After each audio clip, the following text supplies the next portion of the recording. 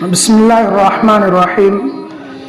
الدعوة إلى الفرائض دعوته صلى الله عليه وسلم جريرا رضي الله عنه إلى الشهادتين والإيمان والفرائض.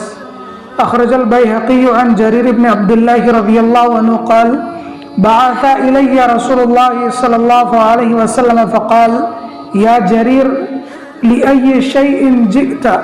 قلت: أسلم على يدك يا رسول الله. قال: فألقي علي كساء ثم أصحابها فقال: إذا أتاكم كريم قوم فأكرمه. ثم قال: يا جرير أدعو إلى شهادة أن لا إله إلا الله وأني رسول الله وأن تؤمن بالله واليوم الآخر والقدر خيره وشره وتصلي الصلاة المكتوبة وتؤتي الزكاة المفروضة. ففعلت ذلك فكان بعد ذلك لا يراني إلا تبسم في وجهي كذا في البداية. وأخرجه أيضا الطبراني وأبو نعيم عن جرير بنحوه كما في كنز العمال. تعليمه صلى الله عليه وسلم معاذ رضي الله عنه كيف يدعو الناس إلى الإسلام وفرائضه.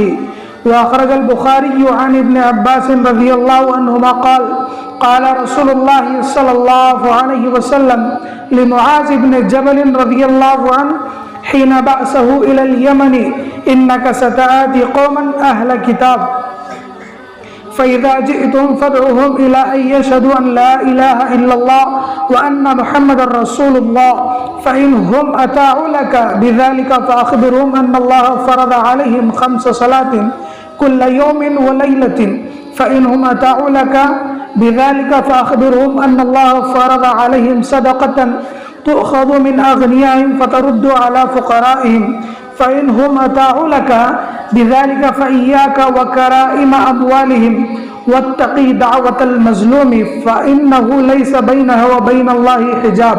وقد أخرجه بقية الجماعة كذا في البداية. محترم دوستو، اللہ کا بے پناہ فضل اور احسان ہوا کہ اللہ تبارک و تعالیٰ نے ہم سب کو ایمان والا بنایا.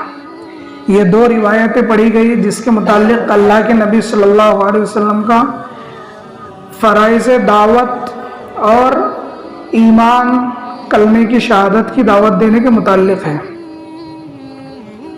اب ہم جو بھی بیانات ہوتے، جو بھی تذکرہ ہوتا، ہمارا ایمان کے متعلق ہی ہوتا کہ اپنے ایمان کو بناؤ، اپنے ایمان کو بڑھاؤ. تو ایمان اصل میں ہے کیا؟ ایمان کی اصل بنیاد ہے لا الہ الا اللہ محمد الرسول اللہ. جیسے ہم بیانات میں سنتے ہیں کہ اللہ کے نبی صلی اللہ علیہ وسلم کفار مکہ اور مشرکین مکہ کو ایک کلمے کی دعوت دیتے. اسی طرح اللہ کے نبی صلی اللہ علیہ وسلم سے لے کر حضرت آدم علیہ السلام تک ہر نبی کی دعوت یہی تھی: لا الہ الا اللہ آدم صفی اللہ، لا الہ الا اللہ نوح نجی اللہ، لا الہ الا اللہ موسیٰ کلیم اللہ، لا الہ الا اللہ عیسیٰ روح اللہ، لا الہ الا اللہ محمد الرسول اللہ. کہ ایک اللہ کی طرف بلانا اور ایک اللہ کی پرستش کرنا، ایک اللہ کی عبادت کرنا اور اللہ کو ماننا ہر اعتبار سے، دنیا ہو، کاروبار ہو، بزنس ہو، ہماری ہر ضرورت ہو، ہمارے ہر وقت ہمارے ذہن میں یہ ہو کہ کرنے والی ذات صرف ایک تنہا اللہ کی ہے. اس بات کے اوپر ہمارا ایمان ہو. جس طرح اللہ کے نبی صلی اللہ علیہ وسلم نے حضرت جریر رضی اللہ تعالیٰ عنہ کو اس روایت میں گواہی دی کہ تم اس بات کی گواہی دو کہ میں ایمان لایا اللہ پر اور اچھی اور بری تقدیر پر. آج ہمارا یہاں پر ایمان بالکل کمزور ہے.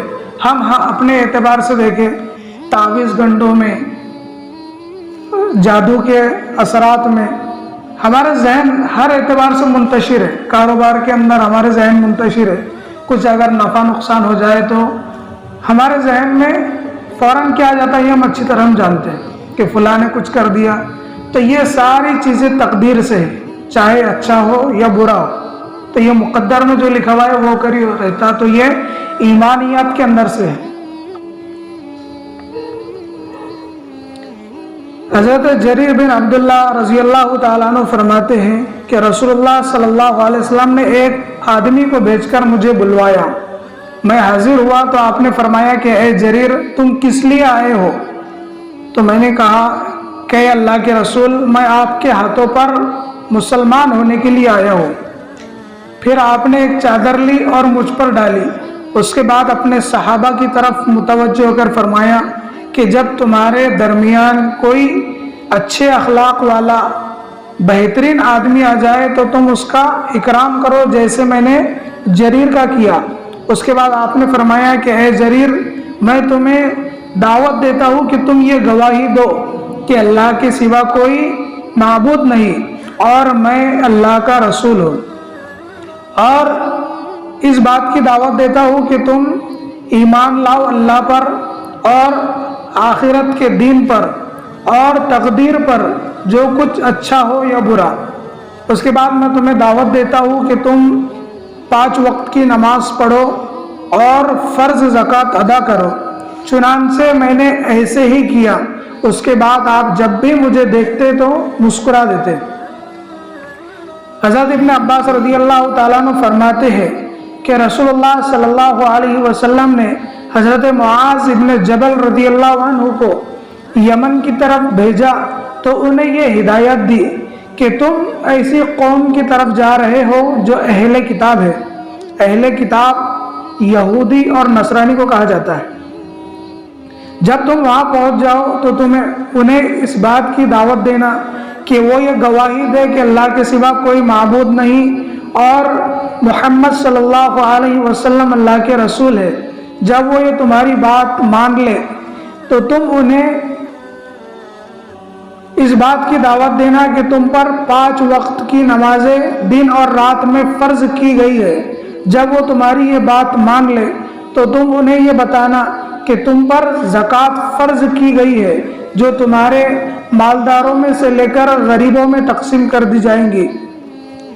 تمہاری یہ بات مان لے تو اس کے بعد تم ان کے عمدہ مالوں سے بچنا اور مظلوم کی بد دعا سے بچنا، کیونکہ مظلوم کی بد دعا کے اور اللہ کے درمیان کوئی چیز حائل نہیں ہوا کرتی۔ اللہ تبارک و تعالیٰ سے دعا ہے کہ اللہ میں کہنے اور سننے سے زیادہ عمل کرنے کی توفیق عطا فرمائے۔ سبحان اللہ و بحمدہ، سبحانک اللہم و بحمدک، نشہد ان لا الہ الا انت، نستغفرک و نتوب الیک۔